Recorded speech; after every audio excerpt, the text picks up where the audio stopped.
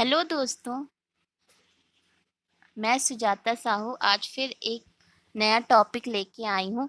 ये actually part second है। इससे पहले हम पार्ट फर्स्ट अपलोड कर चुके हैं, जो कि क्लास 8 साइंस की बुक का फर्स्ट चैप्टर है। ठीक, चैप्टर का नाम है क्रॉप प्रोडक्शन एंड मैनेजमेंट।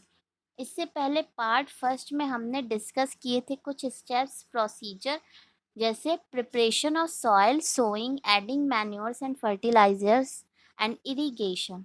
अब इरिगेशन हमने एडिंग मैन्योर्स तक के डिस्कस किया था। आज से इरिगेशन स्टार्ट करेंगे। ठीक, इरिगेशन को हिंदी में हम कहते हैं सिंचाई।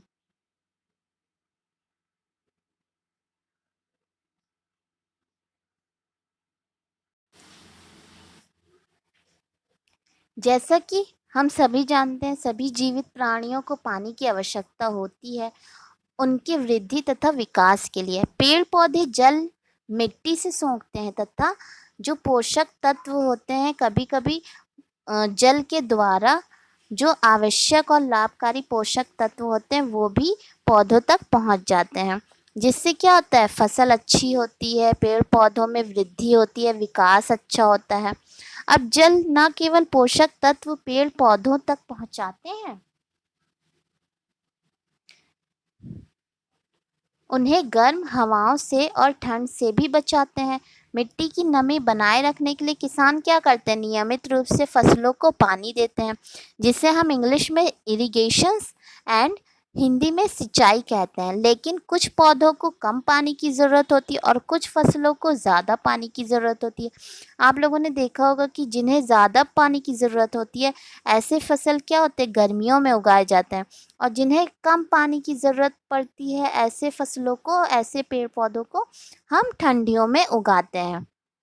अब सोर्सेस ऑफ इरिगेशन यानी सिंचाई के स्रोत क्या क्या हैं। अब सिंचाई के स्रोत क्या क्या हो सकते हैं, एक कुआं है, पॉन्ड्स हैं, लेक्स हैं, रिवर्स हैं, डैम्स हैं, कैनाल्स हैं, और सबसे ज़्यादा क्या कहते हैं जो इम्पोर्टेंट है वो क्या, वर्षा। अगर किसान क्या है, वर्षा के ऊपर डिपेंड रहते हैं।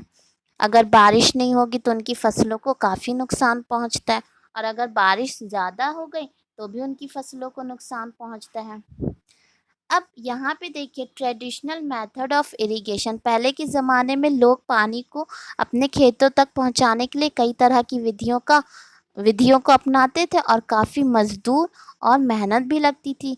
लेकिन वो जो तरीका होता था बहुत आसान होता था, जैसे पुली सिस्टम। ये देखिए, आप पिक्चर में देख सकते हैं पुली सिस्टम, जिसे हम मोट कहते हैं। और यहाँ पर देख सकते हैं आप, चेन पंप है, देखली है, राहत है। ठीक, ये अलग अलग ट्रेडिशनल सिस्टम है जो पहले के ज़माने में यूज़ होते थे। लेकिन अब क्या है, न्यू टेक्नोलॉजीज़ आ गई हैं, नया दौर आ गया है, तो मॉडर्न मेथड अब यूज़ होने लगे हैं, जिसमें क्या होता है कि पानी आपका कम वेस्ट भी होगा, बर्बाद भी नहीं होगा पानी, और फसलें भी आपकी अच्छी होंगी। मॉडर्न मेथड में हम यहाँ पे बात करेंगे स्प्रिंकलर सिस्टम की।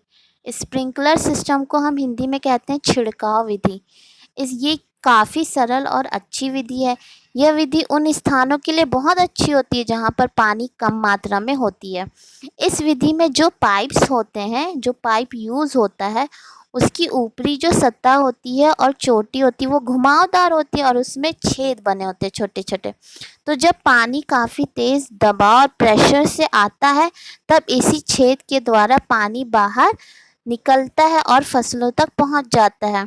ये आप उस तरह से समझ सकते हैं जैसे आप लोगों ने फव्वारा देखा होगा। उसमें क्या होता है, पानी चारों तरफ यूँ अगर हम उसे रोटेट करें, घुमा, तो पानी चारों तरफ घूमेगा और सारे फसलों को बराबर इक्वली मात्रा में पानी मिलेगा। तो इसीलिए इसको कहते हैं स्प्रिंकलर सिस्टम। सेकंड होता है ड्रिप सिस्टम। ड्रिप सिस्टम में क्या होता है, इसे हिंदी में कहते हैं टपकन विधि। ठीक, अब नाम से ही पता चल रहा है, इस सिस्टम में जो पानी होगा वो बूंद बूंद टपकता है। इससे क्या होगा, पानी वेस्ट भी नहीं होगा और बराबर मात्रा में हर पौधे तक के पहुंच जाएगा। इसमें पानी पौधों की जड़ों के निकट टपकता रहता है, इसीलिए इसे टपकन विधि कहते हैं। इससे पानी की बर्बादी बिल्कुल भी नहीं होती है। जहाँ पानी बहुत कम मिलता है, ये ऐसे स्थानों के लिए तो बहुत ही अच्छा है। अब हमने इरिगेशन की बात कर लिया, उसके बाद फिफ्थ स्टेप क्या है, प्रोटेक्शन फ्रॉम वीड्स। सबसे पहले हम लोगों ने क्या डिस्कस किया था कि सॉइल को कैसे तैयार किया जाता है, उसके बाद बीज बोए जाते हैं, उसके बाद मैन्योर्स उर्वरक है, खाद है, उसको मिट्टी में मिलाया जाता है, उसके बाद हम सिंचाई करते हैं। फिर फिफ्थ स्टेप है प्रोटेक्शन फ्रॉम वीड्स, यानी खरपतवार से बचाव। अब आपसे कोई पूछे कि खरपतवार होते क्या हैं, तो खरपतवार ऐसे छोटे छोटे पौधे होते हैं या घास होते हैं जो फसलों के क्या होता है आसपास उगते हैं, जिनका कोई महत्व तथा मूल्य नहीं होता, बल्कि ये फसलों के लिए क्या होते हैं हानिकारक होते हैं। और ये फसलों के लिए तो हानिकारक होते ही हैं, कभी कभी ये जानवरों और मनुष्यों के लिए भी हानिकारक होते हैं। खरपतवार को फसलों के आसपास से हटाना बहुत ज़रूरी होता है, क्योंकि अगर वे फसलों के साथ क्या होगा कंपटीशन करेंगे पानी, पोषक तत्व, रोशनी, स्थान के लिए, ठीक, और वो फसलों की वृद्धि और विकास को भी प्रभावित करेंगे। अब कुछ खरपतवार जैसे मैंने आपको पहले बताया था जानवरों और मनुष्यों के लिए भी काफ़ी हानिकारक होते हैं। तो इन सभी खरपतवार को नष्ट करने के लिए किसान क्या करते हैं, कुछ केमिकल्स रसायन का यूज़ करते हैं, जिनको हम विडीसाइड्स कहते हैं, जैसे 2,4-D, और कुछ को हाथों या खुरपी के द्वारा किसान हटाते हैं। अब इसके बाद प्रोटेक्शन फ्रॉम वीड्स के बाद आता है आपका सिक्स्थ इम्पॉर्टेंट, हार्वेस्टिंग, यानी कटाई। अब आपकी फसल अच्छी तरीके से उग गई और आपने खरपतवार भी हटा दिया, आपने सिंचाई भी सही से कर दी, आपकी फसल अब काटने लायक हो गई है, ठीक। अब इस स्टेप में जो है हार्वेस्टिंग, जिसे हिंदी में कहते हैं कटाई, फसलों की कटाई सबसे महत्वपूर्ण कार्य है। जब फसलें परिपक्व और तैयार हो जाती यानी पक जाती हैं, तब किसान क्या करते हैं, उनको सतह से काट देते हैं। देखा जाए तो करीब 3-4 महीने लग जाते हैं किसी भी फसल को पकने और परिपक्व और तैयार होने में। अब भारत देश में फसलों की कटाई किससे की जाती है, पहले ज़माने में तो इतनी मशीन्स थी नहीं, तो लोग क्या करते थे, हंसिए से करते थे, जिसे हम इंग्लिश में सिक्कल कहते हैं, ठीक। यहाँ पे आप पिक्चर देख सकते हो हंसिए का।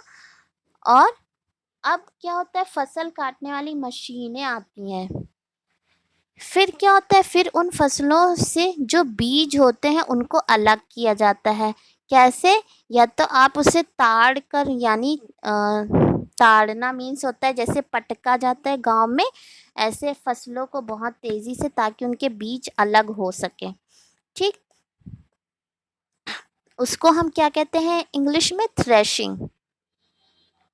अब इसके बाद क्या होता है, अब जैसे बीज है, अब उनके छिलके भी तो उसी के साथ होंगे, जैसे आपने धान है तो लोग क्या करते हैं, धान को अलग करते हैं, फिर उसके छिलकों को अलग करते हैं, ठीक। यहाँ पे विनोइंग बताया गया है। गांव में क्या होता है, छिलके और बीज को अलग करने के लिए क्या किया जाता है, काफ़ी, जैसे मान लीजिए एक फैन चला दिया और उसके आगे जो सूप होता है उससे क्या करते हैं, धीरे धीरे उस हवा के जो प्रेशर होता है उसमें क्या होगा, भारी क्या है आपका बीज है वो नीचे बैठ जाता है, नीचे गिरता जाता है, और जो छिलके होते हैं वो बाहर उड़ते रहते हैं। उस प्रोसेस को हम कहते हैं विनोइंग, ठीक। अब सेवेंथ क्या है, स्टोरेज। अब आपने फसल काट भी ली और आपके आपके पास फसल आ भी गई, अब हम क्या करेंगे, उसे स्टोरेज यानी उसका भंडारण करेंगे। अब भंडारण बहुत ज़रूरी है।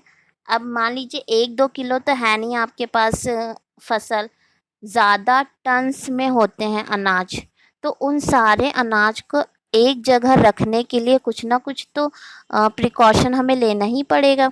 भंडारण अति महत्वपूर्ण कार्य है और ये सबसे आखिरी में होता है। अगर हमें फसलों को अधिक समय तक सुरक्षित रखना है तो उसे नमी, कीड़े मकोड़े, चूहों तथा सूक्ष्म जीवों से बचा कर रखना पड़ेगा। फसलें जो काटी जाती हैं उनमें नमी ज़्यादा होती है, ठीक। अब नमी अगर है और अगर उसे हम सही से ना सुखाएं तो क्या होगा, बीज खराब हो जाएंगे, उसमें कीड़े लग जाएंगे और आगे जाके वो बोने लायक नहीं रहेंगे और वो अंकुरित भी नहीं होंगे। जब बीज स्टार्टिंग में खराब हो जाएगा तो क्या आप उसे बो पाओगे, और अगर आपने बो भी दिया तो क्या उसमें से सही पौधा निकलेगा, नहीं निकलेगा। इसीलिए बीजों का भंडारण करने के लिए पहले क्या करते हैं, धूप में उन्हें अच्छी तरीके से सुखाया जाता है ताकि उनमें नमी खत्म हो जाए और कीड़े मकोड़ों से और चूहों से और सूक्ष्म जीव से बचाते हैं। सूक्ष्म जीव मीन्स यहाँ पे हम बैक्टीरिया और फंगस की बात करेंगे। यहाँ पर देखिए पिक्चर, ये देखिए, बड़े बड़े Silas for storage of grains. यहाँ देखिए, storage of grains in the Ghani bags in granaries.